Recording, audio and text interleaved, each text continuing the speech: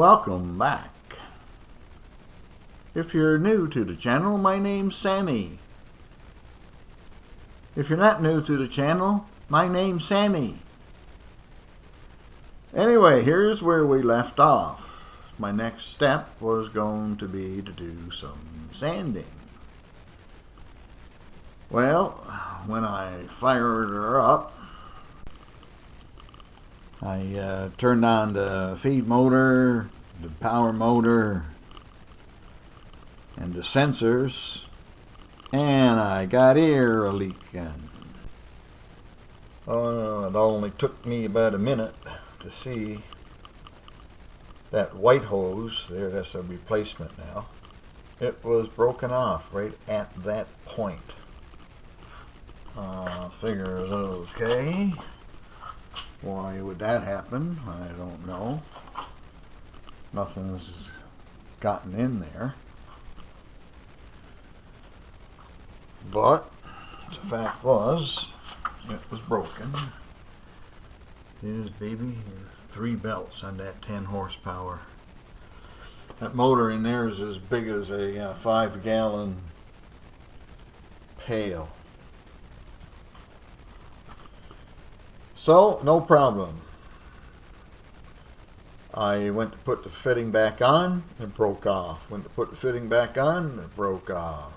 The hose was just brittle.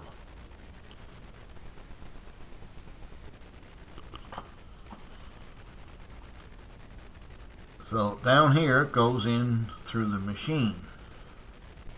I got the cover back on there now. That cover comes off and the big motor is inside. And of course, where the hose goes through, it's in behind the motor, so you got to reach in and go by feel. You got to go by feel in order to fish it through and get it out through that second hole from the right down there in the bottom that you see. Well, I reached in and herself was over on this side. And when I reached in, I found a broken hose. So I figured, oh, she's broke off again on the inside. There's a 600-volt 3-phase electronics involved in this thing. So once I found that, I got her to give a little tug, and she pulled out the one that was broken off, and I ran a new one and hooked it to where the other one came off. That makes sense, don't it? Turned her back on and the air's leaking. Well, there were 2 broken hoses in there. They were all gone brittle. There's high 20s, almost 30 feet of hose that I end up replacing and trying to get them on the right places for the cylinders, because it's got brakes, electronic eyes, tip-offs, trip-outs, the whole shagamalama in there. So 2.5 hours later I quit. I couldn't go anymore. And then an hour and a half on the next day, and we managed to get everything working good. What this does, of course, the belt turns this way, goes down, and it also goes side to side like this, 1.5 inches each way. You can see one of the eyes back in there now, or I can. Whoops, where am I looking? See, one of this goes back and forth this way and round and around. And it has safeties on it that if the eye should happen to get dirty or don't pick up, it hits a little trip lever. Well, here's the eye right here, as a matter of fact. That's a trip lever back there. If the eye don't work, Then the trip lever gets hit by the side of the paper, and that turns on the brake, which was one of those cylinders we just looked at earlier. So that was my fun last day and a half of playing with that thing. So now this is Sunday. I'm taking today off, but I'm not. I'm going to do a little something here, and I'll show you.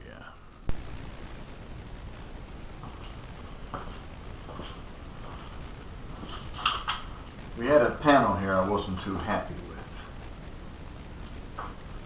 There it is. This is the face. This is going to be going in position like this. You know, this is straight up and down green. Here's the slope of the stairs. There's no way of turning it around to use the back. I got only one way. It's not like a rectangle or a square panel. And we got this on the back. And normally I would have put that on the face, and the raised panel cutter would have taken it off.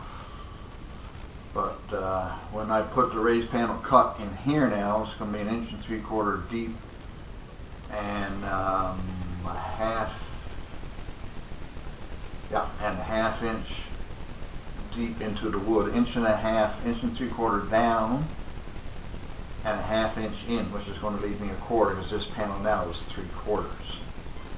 This 1/4 inch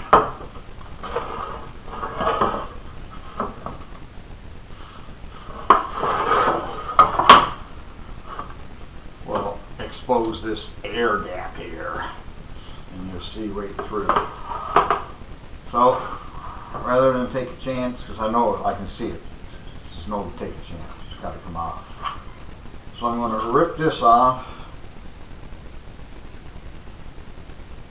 I don't know if I can flip it over or turn it around. I have to see the angles here.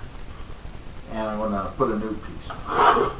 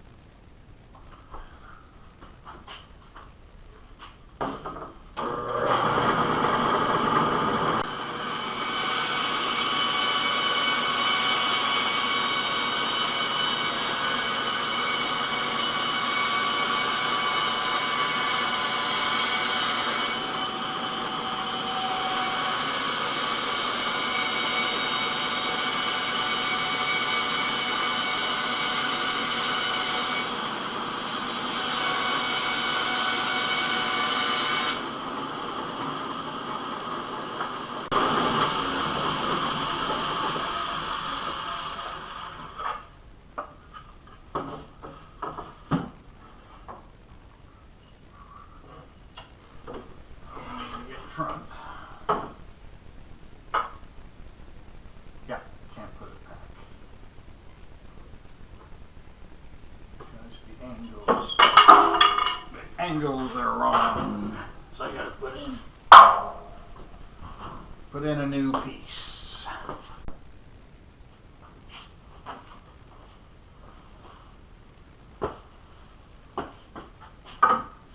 Here's my new piece.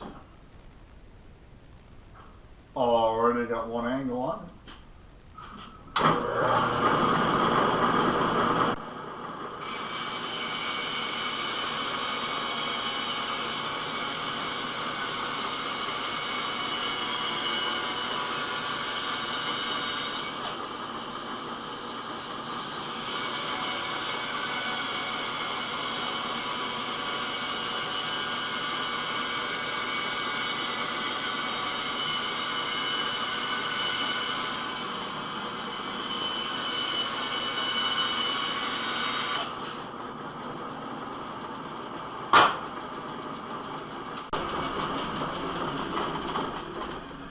You know, a table saw would be perfect, eh? But I got to push back over there in the corner again. This here is pretty much dust free because it goes down here into the dust collection system. So it's easy peasy.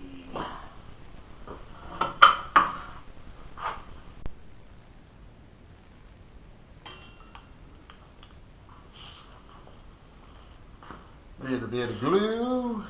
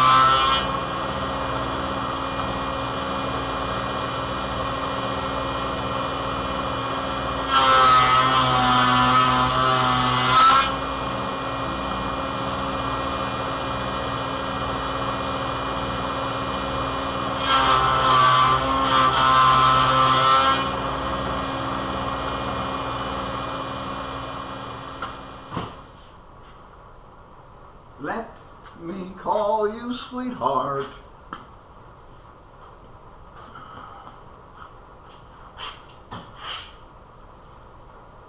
Say, I'm gonna turn that light on. on low.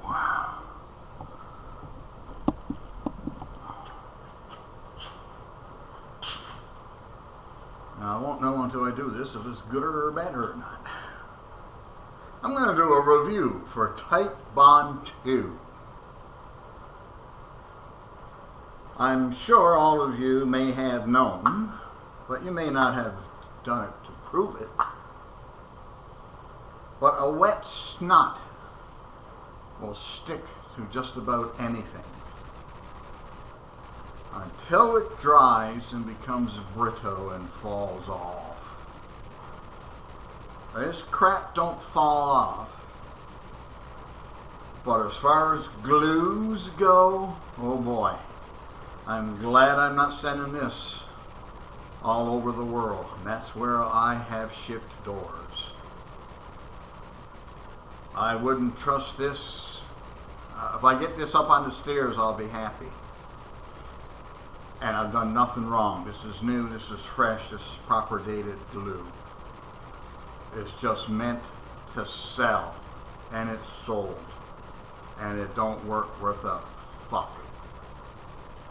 There's a lot of people using it, I know. I think out of lack of having the ability to use a real glue. I won't tell you the brand name. I bought it in 5-gallon pails. That's the smallest it was in. I understand now it's available in gallon jugs. And we use that brand name, 858, for our panels, because it was a strong glue, slow set. Slow in 15-20 minutes to go through a planer. And we used a weaker, oh God, 858 and an 8 something else for the stiles and rails, which was a little weaker glue but a very fast set. So they only needed to be in our big pneumatic clamp for 1.5 to 2 minutes, and they came out, and they were fit then to be edge sanded and go through the wide belt. It has a short shelf life. Again, that's probably why the average guy, like I am right now, using it. I was going to grab a water bottle, you know, and go into one of my old buddies that are still in business and get a water bottle full. I only used an 1.5 inches out of here, maybe.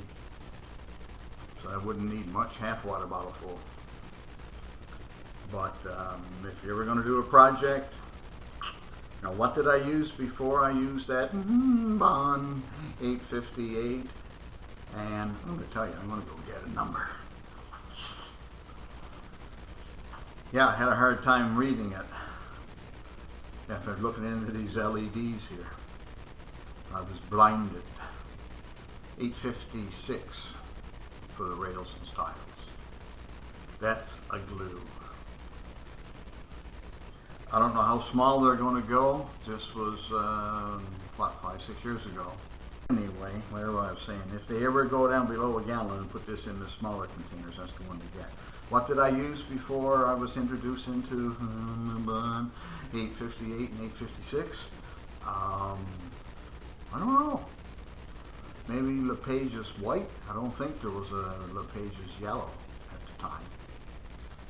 But this was in for 20 hours in clamps. That's long enough for a snot to dry.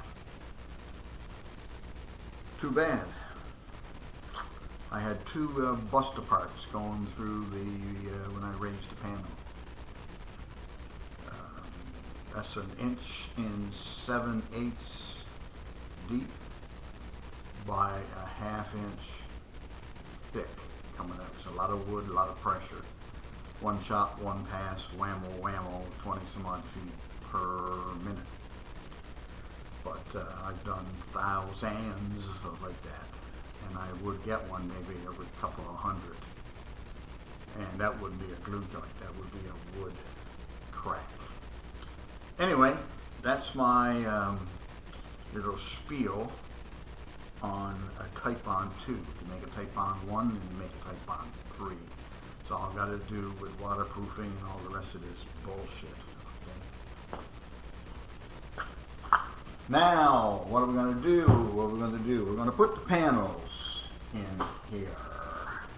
Cross your fingers and toes and see what happens.